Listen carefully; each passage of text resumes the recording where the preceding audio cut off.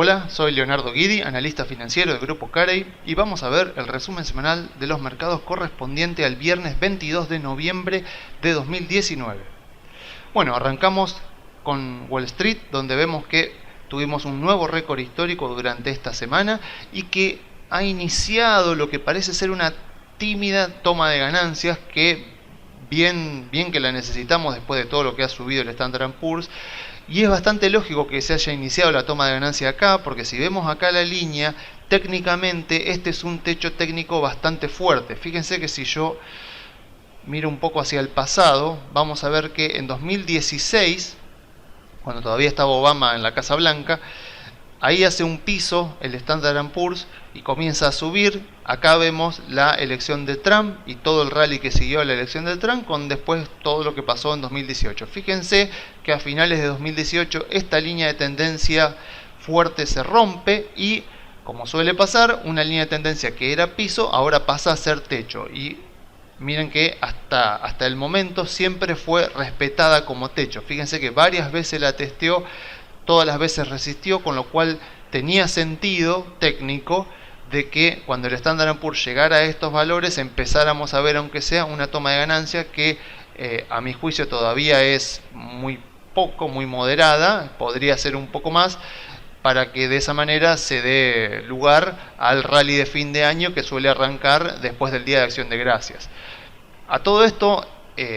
está bueno que veamos una toma de ganancia, o que por lo menos no veamos a los inversores demasiado entusiasmados con el mercado, porque ya sabemos que los mercados se mueven por la diferencia que hay entre la expectativa de los inversores y lo que termina aconteciendo en la realidad, tanto en la economía como en los balances de las empresas, con lo cual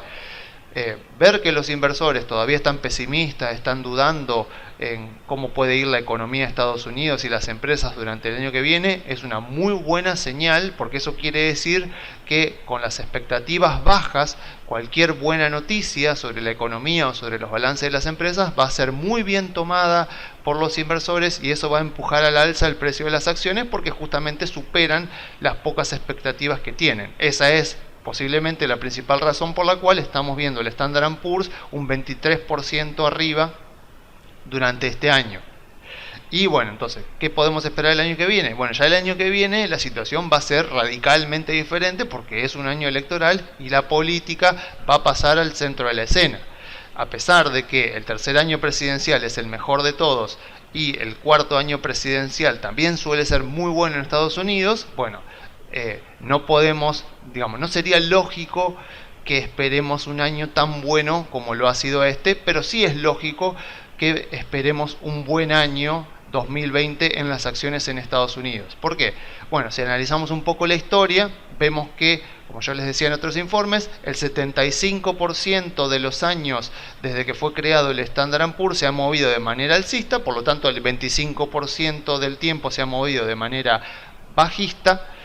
Y si a ese periodo de baja lo dividimos en los años presidenciales, vemos que el 35% de los primeros y segundos años presidenciales se han movido a la baja. Eso cambia radicalmente en el tercer año presidencial, que fíjense que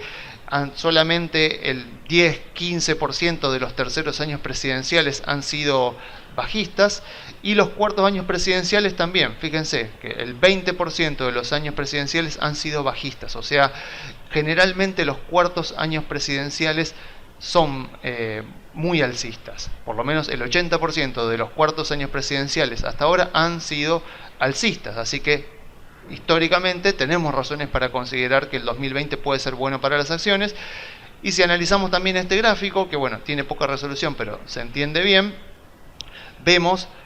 lo que le decía hace un momento, de que vemos en la línea roja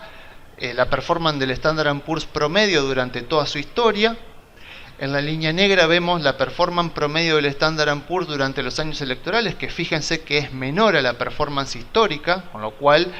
tiene sentido que no esperemos un año tan bueno como está siendo este para el Standard & Poor's en 2020. Y fíjense lo que pasa cuando es un año electoral y el candidato que ocupa la Casa Blanca es un republicano. Fíjense que se mantiene el Standard & Poor's lateral durante medio año durante el primer semestre, y una vez que quedan definidos los dos candidatos, o sea que una vez que el mercado ya no tiene ninguna duda de quiénes van a ser los dos posibles presidentes a partir del 2021, bueno, a partir de ahí arranca una suba que suele seguir hasta fin de año. O sea, ¿cuál sería nuestra estrategia lógica? Bueno, si tenemos CDRs o si tenemos acciones de Estados Unidos o el índice Standard & Poor's, lo lógico sería mantenernos comprados por lo menos hasta fin de año o la primera semana de enero para aprovechar el rally navideño, y en enero ahí sí evaluar cómo viene la situación, cómo está Estados Unidos, para ver si tomamos ganancias o si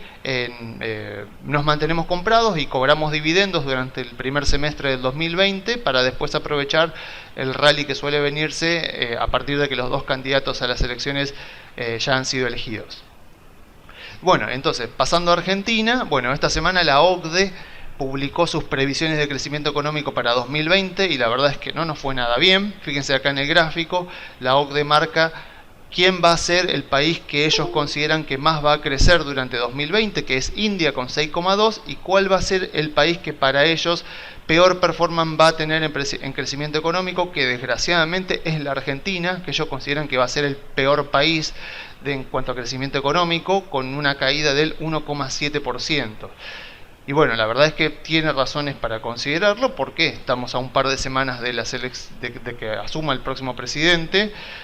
Escuchamos hablar de un montón de ministros de Economía, todavía no hay ningún plan económico. Las medidas que escuchamos en los medios que tomaría el próximo gobierno suenan más a un parche o a un paliativo para ganar tiempo y no tanto a un plan económico integral. Con lo cual, bueno, seguimos bastante en la incertidumbre. ¿Cuál es lo único que podría aliviarnos? Es que no hace falta apurarnos, o sea que no es necesario que entremos en las acciones ya mismo, sino que podemos esperar. O sea, tenemos margen para subir. ¿Por qué? Porque las acciones han caído tanto, medidas en pesos, medidas en dólares, como más les guste, han caído tanto que incluso si el próximo gobierno empieza a hacer las cosas bien, el país empieza a dar signos de recuperación económica y las empresas, las acciones empiezan a subir, incluso, por ejemplo, si compramos Mirgor, por poner un ejemplo, con un 100% de suba,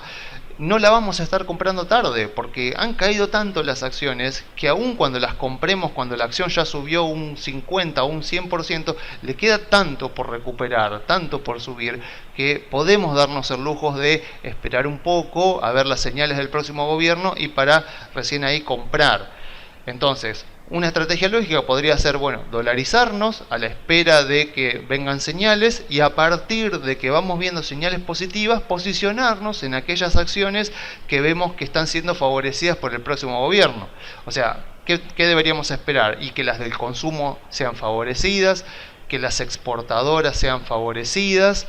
y que, bueno, todas aquellas empresas ligadas a la energía, más ligadas a vaca muerta, sean también empresas favorecidas. Pero no hace falta que nos apuremos. O sea, podemos comprar tranquilamente ahora para aprovechar una potencial suba, pero tampoco es necesario que nos apuremos. Así que tengamos en cuenta que podemos esperar en dólares a ver qué hace el próximo gobierno, y a partir de que vaya tomando algunas decisiones, si vemos que son a favor de las empresas, ahí podemos aprovechar y empezar a posicionarnos, porque les queda tanto para recuperar que aún comprando cuando el precio ya subió mucho, todavía le va a quedar mucho para subir. Así que bueno, yo me despido dejándole las vías de comunicación. Se pueden comunicar por la página web grupocarey.com.ar o enviando un mail a contacto@grupocarey.com.ar.